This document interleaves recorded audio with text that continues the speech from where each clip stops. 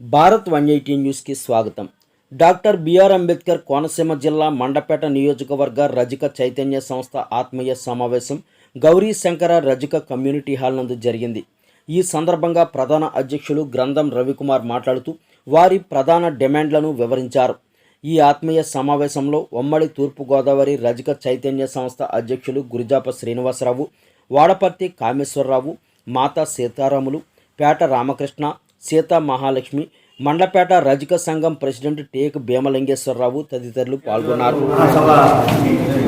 మొట్టమొదటిసారిగా ప్రారంభించి మరి ఈ 4 సంవత్సరాల నుంచి కార్యక్రమాలు ఆగి ఉన్నాయి కాబట్టి ఈ రోజు నుంచి కార్యక్రమాలు చేస్తూ మరి ప్రతి నియోజకవర్గ ఆత్మీయ మహాసభలు నిర్వహించి తద్వారా పండగ వెళ్ళిన తర్వాత ఉమ్మడి తూర్పుగోదావరి జిల్లా రజక చైతన్య సంస్థ మహాసభ భారీగా నిర్వహించుటకు సన్నాహాలు చేస్తూ ఈ కార్యక్రమాలు చేస్తూ ప్రజలందరికీ రజక సోదరీమణులందరూ ఈ కార్యక్రమాలను జయప్రదం చేయవలసిందిగా కోరుతూ మండపేట నియోజకవర్గ రజక చైతన్య సంస్థ సమావేశం జరిగింది.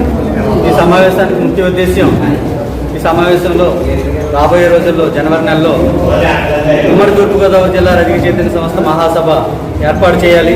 ఆ సమావేశంలో మనకు ఉన్న సమస్యలు ఏ విధంగా చర్చించాలి, మన సమస్యలపై ఏ విధంగా పోరాడాలి, ఆ సమస్యకి జన సమీకరణ ఏ విధంగా చేయాలి, ఆ సభను ఎలా సక్సెస్ చేయాలనే ఉద్దేశంతో ఈ సమావేశంకి మొదటిగా తూర్పుగోదావరి జిల్లాలో మండపేట పట్టణంలో సమావేశం నిర్వహించడం జరిగింది. రజకుల్ని ఎస్సీ జాబితాలో చేర్చాలనే ఉద్దేశంతో మేము గత 40-50 సంవత్సరాల నుంచి పోరాడుతూనే ఉన్నాం. ఆ సమస్యగానే ఉంది.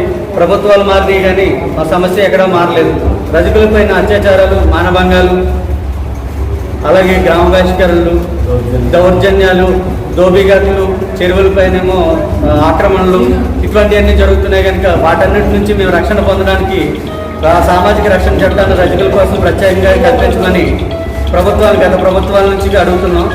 50 సంవత్సరాలకి చేనేతలకి, గౌడలకి, మత్స్యకారులకి ఇస్తున్న విధంగా రజకులకు కూడా 50 సంవత్సరాలకి పింఛన్ ఏర్పాటు చేయమని చెప్పేసి కోరడం జరిగింది.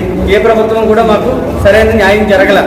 దీనికి కారణం మాకు రాజకీయ ప్రాధాన్యత లేకపోవడం. రాజకీయ ప్రాధాన్యత ఉండుంటే మా ఎమ్మెల్యేలు కానీ, మా ఎమ్మెల్సీలు కానీ, లేకపోతే మా రాజ్యసభ సభ్యులు కానీ, లేకపోతే మా పార్లమెంట్ సభ్యులు కానీ ఎవరైనా ఉండుంటే అక్కడ సీఎం దగ్గర కానీ, కేంద్ర ప్రభుత్వం దగ్గర కానీ కొట్లాడైనా మా సమస్యలు ఈ పాటికి తీరేవి. సో మాకు రాజకీయ ప్రాతినిధ్యం కల్పించాలనే ప్రధానమైన డిమాండ్. ఏ పార్టీ అయినా సరే మాకు వెనుక టికెట్స్ ఇస్తే మేము గెలిచి చూపిస్తాం. దానికి ఎగ్జాంపుల్ తెలంగాణలో షాద్నగర్లో వీరవల్లి శంకరయ్య అనే అతను కాంగ్రెస్ పార్టీ నుంచి గెలవడం జరిగింది. మాకు కూడా ఇక్కడ ఇస్తే ఖచ్చితంగా మేము గెలిచి చూపిస్తామనేది ఖచ్చితంగా మేము చెప్పగలం. 4.5% ఉన్నాం, అంటే 25 లక్షల సుమారుగా రజకులు రాష్ట్రంలో ఉన్నాం. మా దామాషా ప్రకారం 7 అసెంబ్లీ సీట్లు రావాలి. 7 అసెంబ్లీ సీట్లు ఇవ్వక్కర్లేదు, కనీసం 3 ప్రాంతాల్లో 3 అసెంబ్లీ సీట్లు ఇవ్వమని, అలాగే 3 ఎమ్మెల్సీ స్థానాలు కేటాయించమని, ఒక రాజ్యసభ కేటాయించమని మేము ప్రధాన డిమాండ్ ఈ అన్ని రాజకీయ పార్టీలకి మేము డిమాండ్ చేస్తున్నాం. రేపు జనవరిలో పెట్టబోయే సభ ద్వారా మా రాజకీయ ప్రాధాన్యతను మాకు తేల్చి చెప్పిన పార్టీలకి మేమందరం పూర్తి మద్దతు కలిగించే విధంగా ఆ సభ నాంది పలుకుతుందనే ఉద్దేశంతో ఆ సభను ఏర్పాటు చేయడం జరుగుతుంది.